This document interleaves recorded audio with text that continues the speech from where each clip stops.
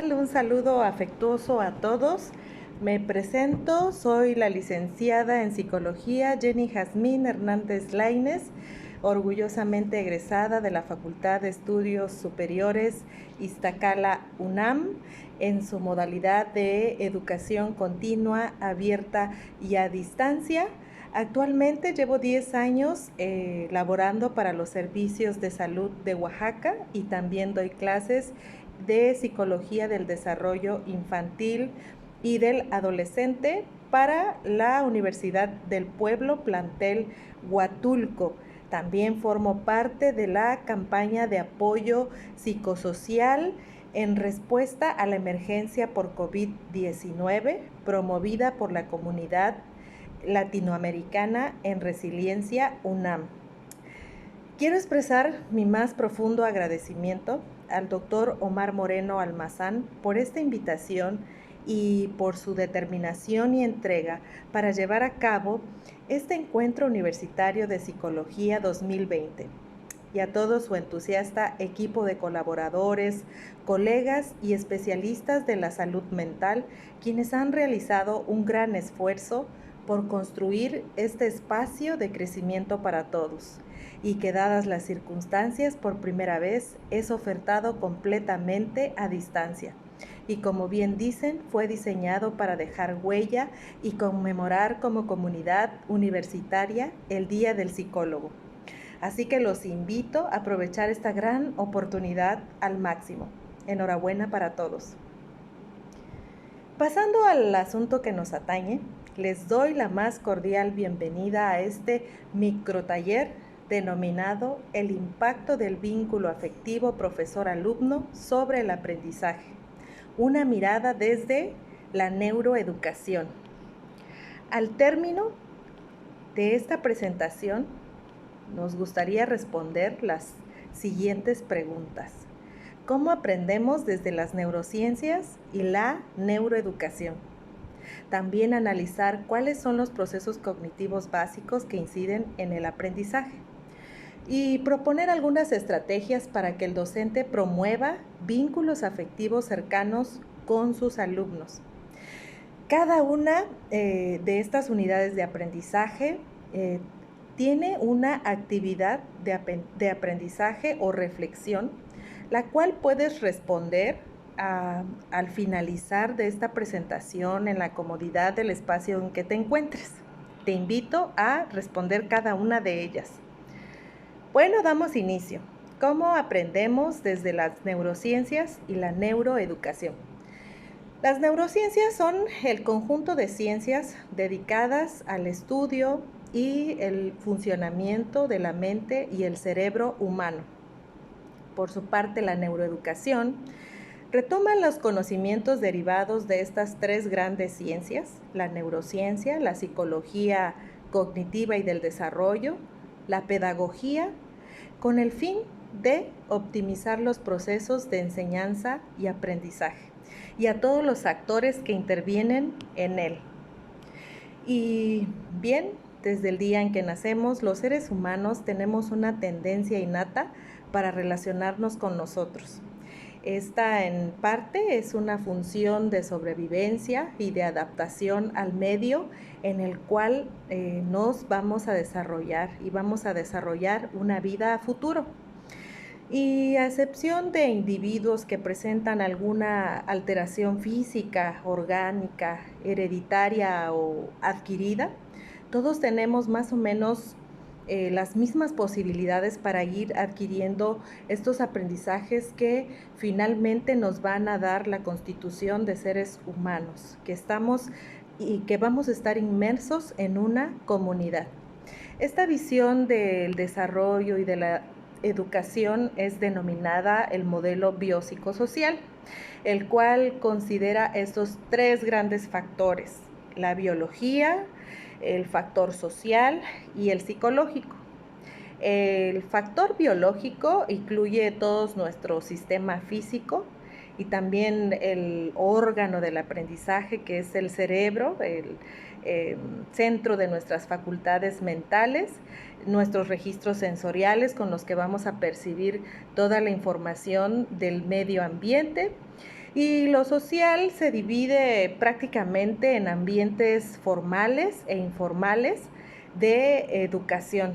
El informal está eh, representado por la familia, los cuidadores, amigos, la cultura donde nos vamos a desarrollar. Y los espacios formales de educación pues son las instituciones, las escuelas, las plataformas educativas que tienen algún objetivo en particular de aprendizaje y formación. El psicológico está relacionado con las emociones, conductas, el pensamiento, la cognición, que es parte de cada individuo en particular, único, ¿no? Bueno, la visión desde las neurociencias de lo que es el aprendizaje nos trae esta fabulosa premisa, que cada impacto nuevo, cada aprendizaje nuevo, genera un cambio físico a nivel funcional y microestructural en nuestro cerebro. Esto es gracias a las células especializadas, millones y millones de células denominadas neuronas, que tienen la capacidad de recibir, transmitir y procesar información a través de estimulación electroquímica, la sinapsis, que todo esto no sería posible sin la estimulación externa social o medioambiental.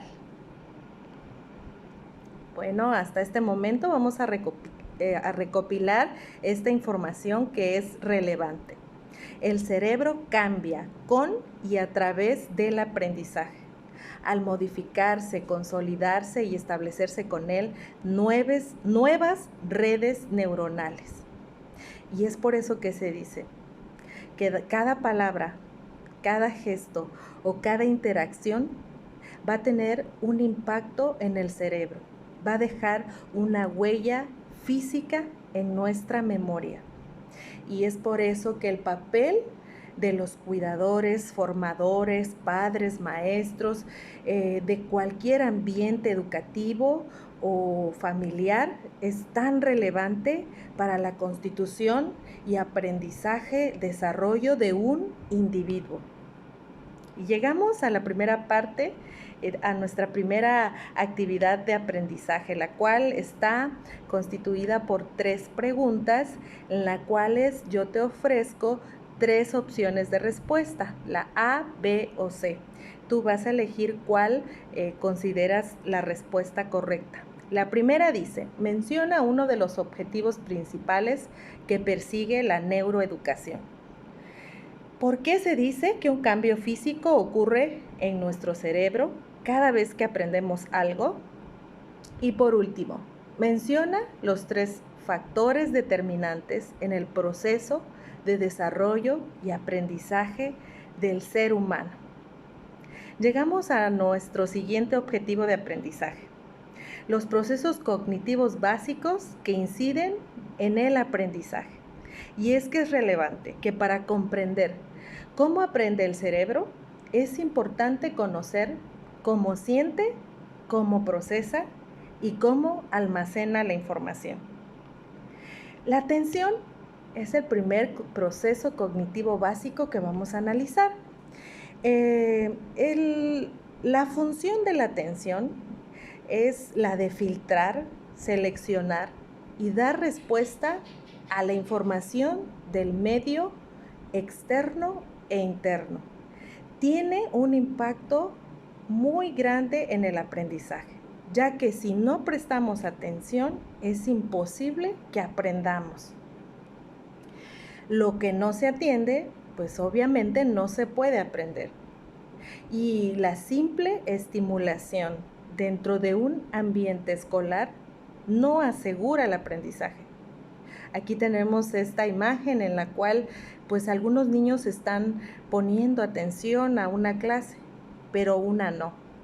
Y es importante reflexionar que sin este proceso cognitivo básico no está impregnado de alguna emoción que lo haga perturbarse o que lo haga estar ausente, como aburrimiento, preocupación, pues simplemente no va a atender al conocimiento que se le está presentando y por ende va a ser imposible que se dé un aprendizaje. El siguiente proceso cognitivo básico que vamos a analizar pues es la emoción. No hay una definición, un consenso generalizado de lo que significa una emoción. Sin embargo, todos nos hemos percatado de sentirlas, de percibirlas, y las podemos evaluar como agradables o desagradables. Para fines de esta exposición, se dice que una emoción es una manifestación orgánica de origen multicausal que genera cambios físicos. ¿Por qué se dice que genera cambios físicos? Porque las podemos percibir en el estómago, en las manos, en la cabeza, en los hombros. Se puede sentir cuando una emoción nos causa alguna malestar físico y va a incidir en nuestro comportamiento, en nuestros pensamientos, y cuando se presentan, estas son capaces de modificar repentinamente nuestro estado de ánimo y también va a intervenir en el desempeño de las tareas que estemos atendiendo en ese momento. Y es por eso que se dice que las emociones van a la escuela. Tanto como los docentes como los alumnos no pueden prescindir de las emociones. Las emociones tiñen de significado la información proveniente del medio y acompañan a toda decisión. Estas pueden coadyuvar a que realices una acción o impedírtela hacer, ya sea por miedo, por vergüenza, por culpa, te va a detener para que realices algo o te va a impulsar para que lo hagas. Y por eso incide positiva o negativamente en el aprendizaje. La buena noticia es que si aprendemos a identificarlas, a nombrarlas, las emociones, aceptarlas tal y como son susceptibles de mejora, de ser reeducadas, de ser identificadas y que sirvan para propósitos y bienes educativos. Y hasta este momento me gustaría que recordaras que la atención es un proceso que se puede desarrollar, estimular y ejercitar para que sirva a fines de los propósitos educativos. Ya sea que el alumno se adueñe de sus procesos atencionales y los dirija con cierto interés hacia algo que le sea significativo, o también que le provoque un reto, o ya sea que el docente provoque que estos procesos atencionales pues estén presentes en el momento correcto de la impartición del conocimiento. También que no todo conocimiento que pasa por la memoria se mantiene a largo plazo. No todo lo que nos llega se va a recordar y va a dejar una huella. Los eventos y experiencias cargados de emociones como el asombro, la gratitud, la curiosidad y la alegría son mejores atendidas, codificadas, almacenadas y evocadas a largo plazo. Y para cada aprendiz hay alguna materia, algún conocimiento que va a ser relevante y va a estar su atención presente, sus emociones de agrado presentes. Pero también va a haber contenidos que le sean irrelevantes, que no sean de su interés. Y no depende exclusivamente de las capacidades que tenga el maestro o el contenido.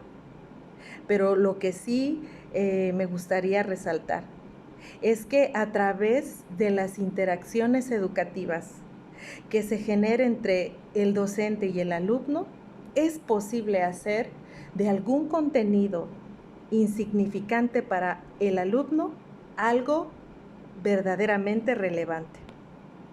Llegamos a nuestra segunda actividad para reflexionar.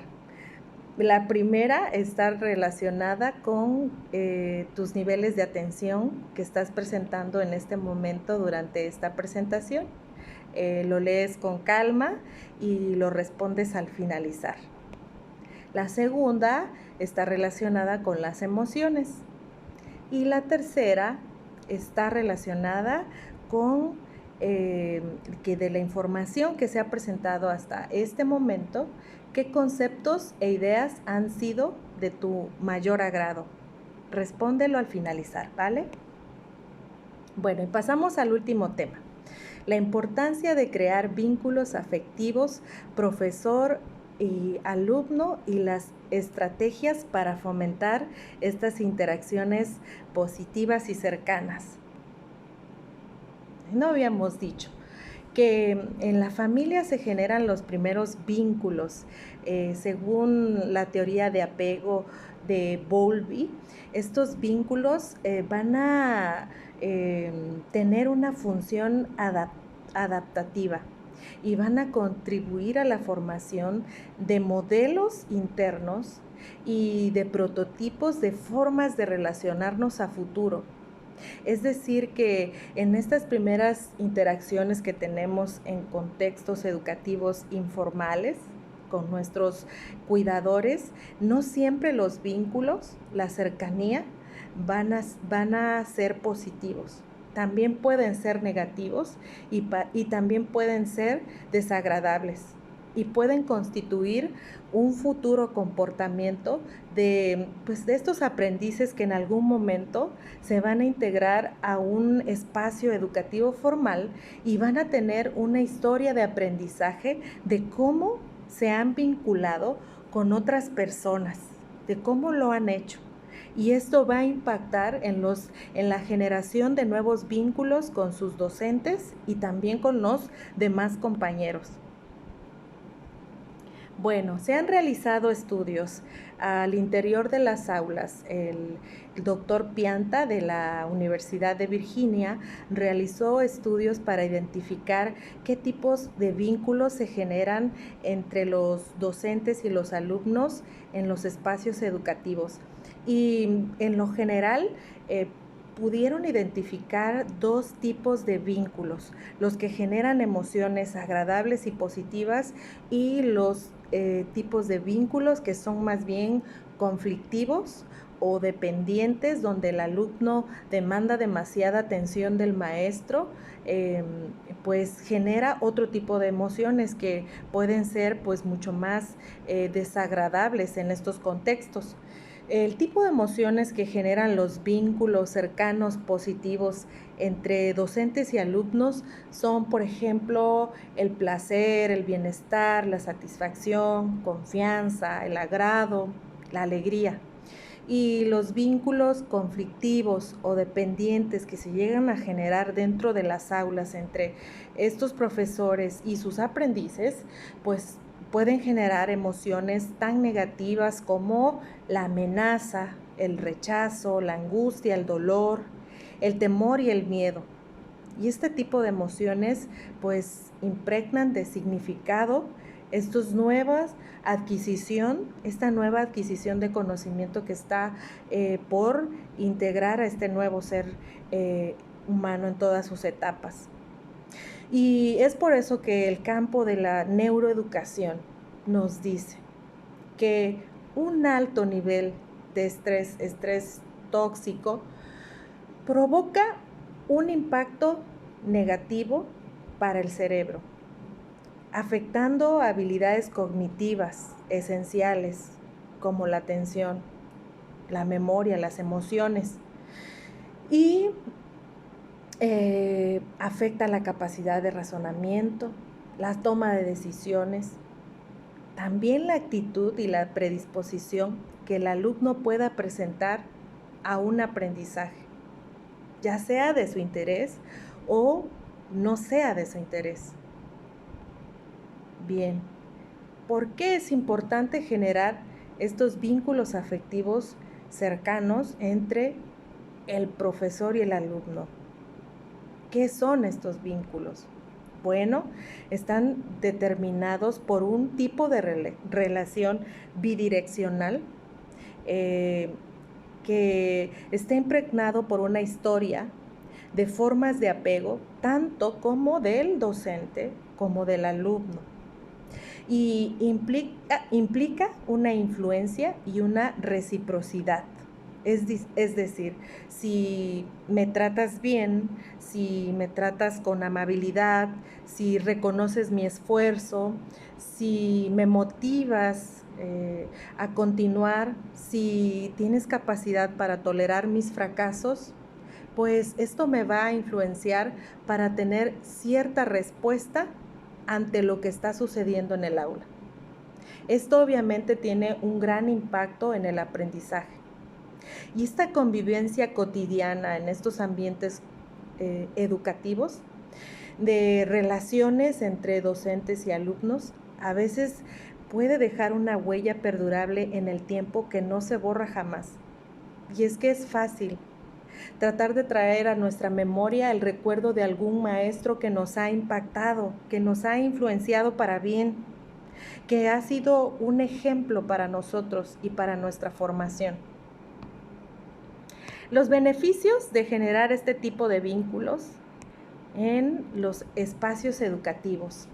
Bueno, para el alumno, por ejemplo, le ayuda a disminuir la amenaza percibida que trae de por sí pues algunos conocimientos o materias que pues suelen percibir con desagrado o con rechazo por el nivel de dificultad que les representa. Configura nuevos modelos de interacción. Es decir, que si este pequeñito ya trae una historia de formas de relacionarse conflictivas o dependientes, el docente puede ser un nuevo modelo y puede cambiar esta historia. Puede disminuir conductas disruptivas dentro del aula, fortalecer el desarrollo personal, la autonomía, el autoconcepto, la confianza y generar climas escolares positivos, ambientes agradables, donde la impartición de la enseñanza pues va a ser grata tanto para los alumnos como para el maestro. Las funciones que tiene un vínculo afectivo para el aprendizaje desde la neuroeducación son las siguientes. Esta inmediatez y cercanía que producen este tipo de interacciones va a tener un incremento de emociones placenteras. Por ende, se va a mejorar la curiosidad y la atención de los educandos. Con esto se puede favorecer las memorias de largo plazo. ¿Por qué no facilitar el recuerdo de la información, ya que ha sido adquirida en ambientes positivos? Y mejora el aprendizaje y el bienestar general, tanto como para el docente como para el alumno. Y la invitación es que como docente y educador se perciban como agentes de cambio dentro de cada espacio escolar, ya que el impacto de las emociones en el que aprende es muy significativo. Las neurociencias nos dicen que aprendemos mejor cuando el componente emocional y un entorno educacional agradable participan de un determinado contenido o materia. Para llevar a cabo en espacios presenciales esta mejora y esta concreción de estos vínculos, pues en la práctica puedes iniciar mejorando pues la comunicación que envías a través de tu lenguaje no verbal y tu lenguaje verbal. Las propuestas que realizo es en el lenguaje no verbal. Te puede ayudar mucho tocar de forma adecuada al alumno. Por ejemplo, darle la mano o una palmada en la espalda, sobre todo si lo necesita. Realizar gesticulaciones de agrado también es muy positivo.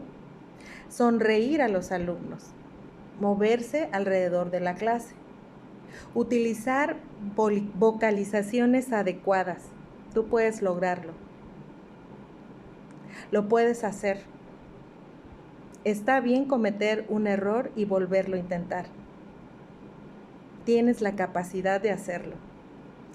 En el lenguaje verbal, les propongo que si vamos a realizar críticas que sean constructivas para el aprendizaje. Propongo también llamar a los alumnos por su nombre o por como les gustaría que los llamaran. Para hacer llegar un mensaje, mantener el contacto visual. También responder con reciprocidad ante una manifestación de cariño. Bueno, vamos a ir cerrando esta presentación con un video de este grande neurocientífico argentino, el doctor Facundo Manes, que desde las neurociencias nos dice, básicamente el cerebro aprende cuando algo nos motiva, nos inspira o nos parece un ejemplo. Y por último, se va a presentar la última actividad de reflexión para cerrar este microespacio de aprendizaje. Vamos a ver si podemos incluir este video para que lo puedas analizar. Está muy bonito. A ver.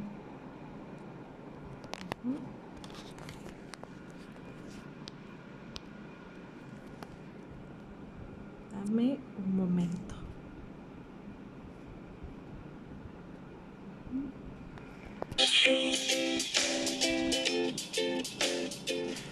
El cerebro humano es un órgano social. Es imposible entender al cerebro humano en forma aislada. El estudio del cerebro va a impactar en la educación, porque ¿qué sino la educación sino dos cerebros conectados, dos cerebros en interacción? Pero los avances de la neurociencia, del estudio científico del cerebro, van a impactar en la educación en forma seria, razonable, en la medida que neurocientíficos y educadores trabajemos codo a codo. Los expertos son los educadores. Así que el futuro es promisorio, es un marco intelectual fantástico, pero tiene que haber una cooperación, un trabajo codo a codo entre científicos de la mente, del cerebro y educadores y docentes.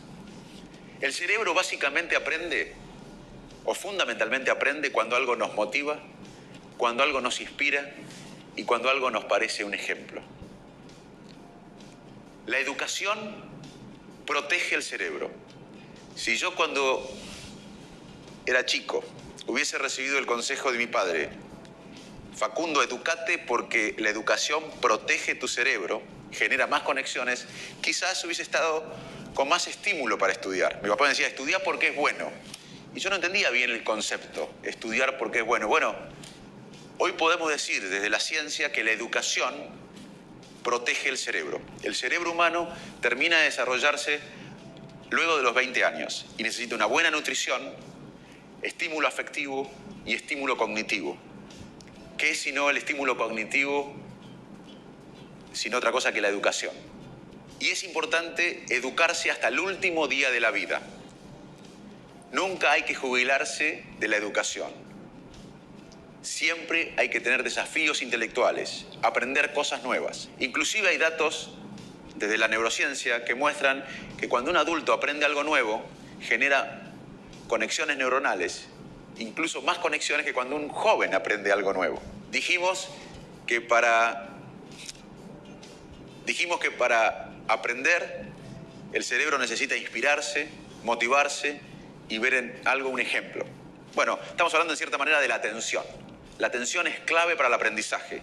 No podemos recordar nada que no atendimos. Por eso, como la atención es limitada, porque tenemos recursos cognitivos limitados, muchas veces es necesario acortar los tiempos de enseñanza, tener descansos y volver a desarrollar la atención. La atención es clave para luego recordar.